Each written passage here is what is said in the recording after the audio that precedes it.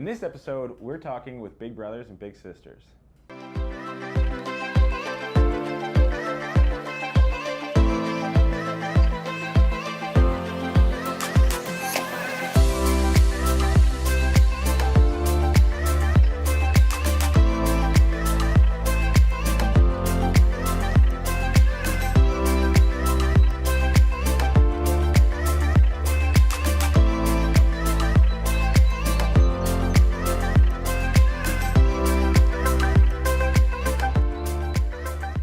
Hey everybody, welcome to episode 10 of Why Orillia. Today I am joined with James Maxwell, the Executive Director of Big Brothers Big Sisters Orillia and District. Thank you for being on the show. Thanks for coming by. So I wanted to start the interview with giving you an opportunity to introduce to me and to the audience a little bit about who you are and what you do. For sure. So I'm the Executive Director of Big Brothers Big Sisters here in Orillia. I moved here with my family about 10 years ago. We moved over from the Bancroft area. A lot of people know Bancroft anytime they have to travel to Ottawa from here. Yeah. Very, very familiar spot. Traveled all over the country, working in different spots, experiencing life as I was growing up. Was working in Bancroft, running a retreat and conference center, doing a variety of different things. Felt like I needed a shift, threw some feelers out there. I took psychology in university and tourism management at Georgian College in Barrie. That was my first experience from this area. We're alumni together there. Are we? Yeah. So that's going back quite some time ago, and just threw some feelers out. Had a young family at the time, and that's what drew us to Orillia. And as we looked at places that we wanted to come to, this was a highlight. So amazing. Yeah. So Big Brothers Big Sisters is one of what I would consider many great organizations that help communities and individuals get from where they are to where they want to be. And I know that you guys have played a major role in Orillia. Tell me a little bit about what Big Brothers Big Sisters does and what they do specifically for our community. For sure. So just for your listeners and for yourself, a little Big Brothers Big Sisters is a federated model. So we're part of a federation that's across the entire country. There's over 100 agencies in Canada. Within Simcoe County, there's 5 agencies: Barrie, Midland, Collingwood, and ourselves. And Simcoe, Muskoka. There's also one in Bracebridge. Okay. So we've got a really great network here at the local level. Like Tim Hortons, we're next door to Tim Hortons here. Like a Tim Hortons franchise, we look the same, but we're quite a bit different. Right. One thing I really like about Big Brothers Big Sisters, and it was a drawing card when I was looking at sort of my next professional move, was that we're able to adapt and meet the needs of the community specific to that to the needs of Right. that area. Big Brothers Big Sisters is about mentoring, positive role model for a child that's in need or at risk of maybe heading down a path where they could use some encouragement. Right. We've been in Orillia in 2016. We celebrated 50 years in the community. Wow. Which was a huge milestone. Very proud of that, and very proud of that because we're a registered charity. It was grassroots at the time. Started way back in the day when Joe Farr was hanging outside the courthouse and saw kids that it was the same sort of kids coming in and out, and decided, hey, you want to know what I need to? We need to do something. He sought out an organization or a program that would work, and that's where Big Brothers started back in '67. The whole goal then, and the whole goal when Big Sisters started in 1976, the whole goal was to provide a positive role model for a child or youth in need. And we followed through that mandate for 50 years. Beautiful. We raise 100% of our support. We're not government funded. Everything that we do is supported by our community, high volunteer base. We have, as far as the programs go, the majority, the core programs that we would all remember when we were kids, which is the one that we still do, is the Big Brother and the Big Sister program. It's a one-to-one adult volunteer. So volunteers spend some time with the child, 2 to 3 hours a week. Just encouraging them, creating some consistency, helping them navigate the rough waters that everybody goes Right. through. Life. Yeah. Over time, our programs evolved. In the 2000s, we got into the schools, our in-school mentoring, which is the same concept, one-to-one volunteering, but right within the school. Again, male, female, cross-gender. We support the LGBTQ community. So, and then from there, it's evolved into group-based programming. Go Girls and Game On is really targeting that 12 to 14-year-old tricky age range. Right. For the kids, and we have other programs, after-school mentoring program that Boston Pizza Foundation kindly supported us with. We have a music mentoring program. We've done Study Buddy. At the end of the day, the easiest way to say it is mentoring is the mechanism. Mentoring Right. is what we do. All of these other things and all these other opportunities are just ways to do the mentoring. Right. You and I can probably look back at any point in time and say this individual came into my life, played a positive, was a positive role model. It was a positive experience, helped me move from point A to point B in a positive direction. We can also say the other side too. Yeah, We can absolutely. also look at it and say, hey, you want to know, we had individuals come in our life and it actually wasn't the best decision that I made. Right. So I'm a believer. I read the Malcolm Gladwell book a while ago, Outliers, and I'm a believer that there's really no such thing as self-made. Yeah. It's a series of things that come into your life and help you get from where you are to where you're going to True. be. So mentoring is a huge thing in most people's lives, I would say. And you guys sort of go out into the community and find mentors, and you have people who are potential mentors come to you. What's one quality that you guys look for in a mentor that is a quality that the city and community of Orillia shares? What's one virtuous quality that's really important? Yeah, I would say, just based on the question, that like we do all the screening, and it's easier to work here than it is to volunteer to some degree. Like, I'll put in all of that other stuff aside, the risk management stuff. I would, if I was to capture it, would be the empathy. I think empathy would be the key word, or the key thought process that comes into that. There's individuals that really have a desire to care. So it's whatever is in that core nature, whatever's in their foundation to say, you know what, I've been blessed. I've had people come into my life. I've had circumstances that have influenced me. I feel like I need to give back. I want to be empathetic to where the needs are, and I want to find out where the needs are the highest.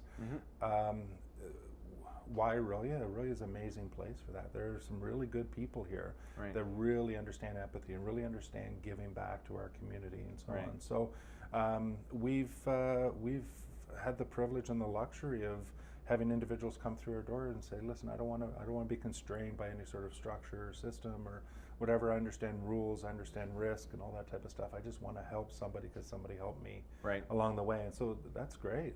That's awesome. And that's basically what we do, is we gravitate to that side of it and pull that together. That's perfect. So you guys deal, and you specifically have dealt with youth for a long time. Whether it's in this organization or even just as a father, what do you think the future in Orillia looks like for the youth? Yeah, I'm an eternal optimist. So me too. It drives my wife nuts. But yeah, so I'm an eternal optimist. It would be easy for many of us, which is can be common for us to fall on what's not being offered and not focus our energies on what is being offered or what's not being done versus what's being done. I think the one thing, as I was preparing to sit down with you and chatting and thinking through some of these things for this chat, was the amount of work and the amount of stuff that's going on behind the scenes, really, that is not, that people really don't see in regards to the services and the programs and the stuff that's happening for the community. Individuals that have been involved with our agency, individuals that have come in and I'm using our agency as an example. Individuals that have become involved, started to volunteer, at some point in time, the majority of them will say, I didn't realize that you guys did so much. Right. Individuals will come and sit around our board of directors and sit there and say, wow, I didn't realize. So there is that side to it, and we need to do a better job. Obviously, doing stuff like this, which we greatly appreciate, is the amount of stuff that people just don't know that's going on behind the scenes, and the amount of resources that are available to the community on behalf of the youth. Right. In 2011, Stats Canada, we did a Stats Canada because we were trying to figure out the service numbers. Like, what should our agency be serving? In 2011 stats, between the ages of 5 to 15, there was 1,900 children in the community who were being raised in a single-parent home. Okay. My wife and I are blessed to have 2 boys. We know what it takes for the 2 of us to provide them the support and the guidance that they need. So we knew that we needed to do more for those kids, and we've responded. We've since 2000 and 2011, we've grown from about 150 kids in the program to well over 360 kids that we serve every year.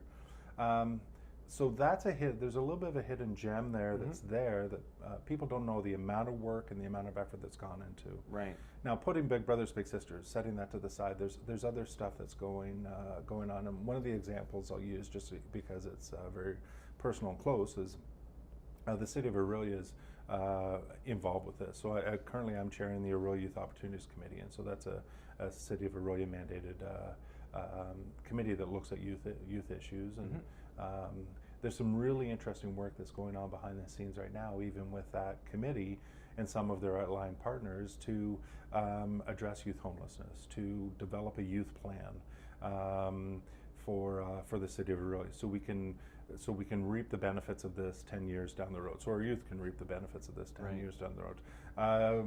Kevin Gangloff from the Youth Center is involved with this, and he's in the process of developing a youth council. So there can be a group of individuals, youth, that can provide feedback to our city of Orillia. Nobody really knows that those are the types of things, and there's a bunch of other great organizations out there as well that are doing. Absolutely.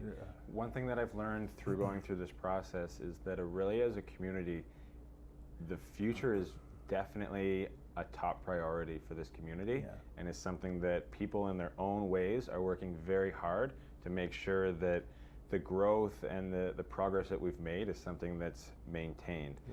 So speaking of the community, what do you think is the most underrated asset that Orillia possesses? So something that is maybe just not covered or talked about enough that you think is just truly special. Related to youth, children, youth specifically, it's a tough one. When you sent that message, that note to me, it was sort of tough to think about. I think what I would say is I would fall back on even what I was just chatting about. Was the amount of stuff that is going on behind the scenes for the sake of our youth, and not just the youth in the program. Like our agency supports kids between the ages 6 to 16. So it's not just those youth; it's also the youth from 16 to 24.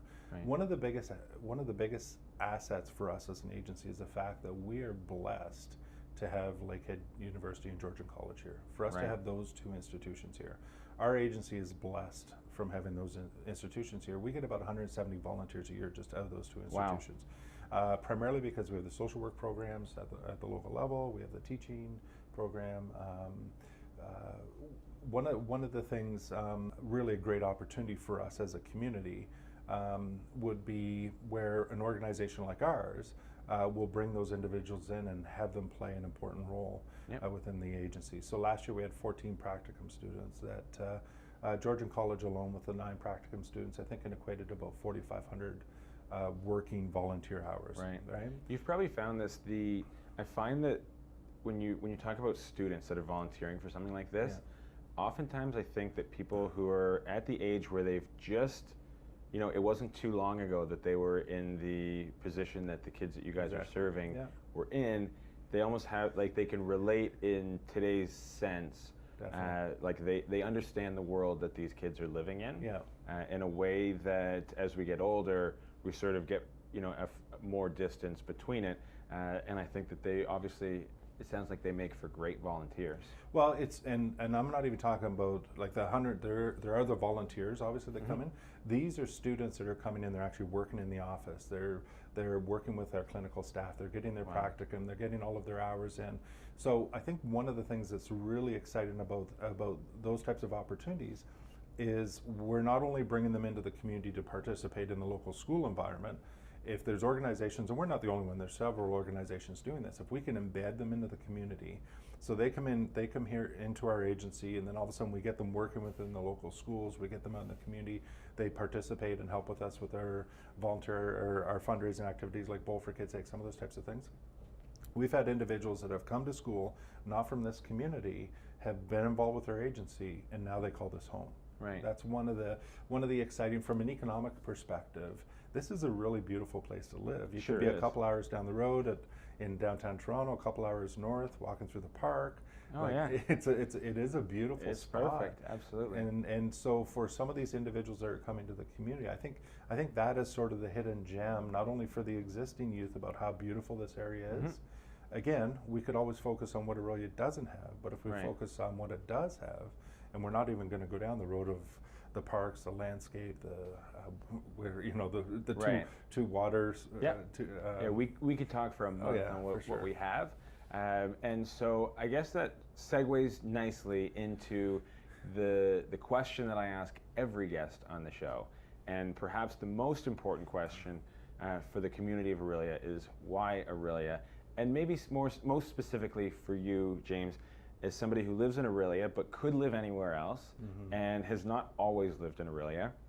What is the one thing about Orillia that keeps you here, that keeps you loving it, that you just that you love most? There'd be two things I think off the top of my head. It does really feel like a town, like not a city. It does feel a bit like a town. You can walk down the street, and again, it depends on how involved you are to a certain degree, but you can walk down the street and you can see people that you know. Yes. So it really has that town feel, and I think that's a very appealing trait that I don't think we fully take advantage of, or a lot of people really fully recognize or know. We almost, I think to a certain degree, we might not realize it. We're just busy, right? Everyone's busy, and so we don't spend enough time there. The second part of it, which ties in as well too, is the fact that there's some really good people here. There sure are. One of the first things that I did when I moved to Orillia, and I wasn't familiar with Orillia, other than when I went to Georgian College quite some time ago, and for some of your listeners, they'll be reminded of this, but I came up and I bartended at Bellamy's when Bellamy's was down at 16 Front. Now I'm dating myself a bit. But outside of that, I really had no experience because we just drove through Orillia to get to Barrie. When I first came to Orillia, John Mayo, who many of the listeners, many people know, was involved with Kiwanis and tapped me on the shoulder and said, hey, come on out to Kiwanis. And impressed on me to get involved from the service club, and a lot of people know the Kiwanis Club, and you had the privilege of sitting down with the likes of the Bruce Waits and the Doug Downeys and the Tim Timpanos and some of these individuals from the community, and as those relationships developed, you realize, hey, there's some really good people. They're really amazing people. They're really amazing people, and so even just through my experience here, through being involved with Kiwanis, all of these other activities that I've been involved with in the community, it's like a town. It's quite honestly, being raised in the church myself. It almost sometimes feel like there's a lot of settings where everyone sort of congregated in that sort of front room before you actually went into the church part, and everyone knew everyone and they were chatting. It feels like that a lot of the time. Absolutely. And now it requires us to be engaged. Yes. I'm pretty sure there's individuals in this community that don't feel as engaged. Well, get out there and meet people, join a service club, come see us. Like there's a ton of opportunities. And there's tons of volunteer opportunities where individuals can get involved. So I think those would be the two things why Orillia is just an amazing place to. Well, I couldn't agree more, and I'm very grateful that you would be on the show, and I really appreciate you taking the time. The opportunity. And thanks so much. Thanks, Jordan. Awesome.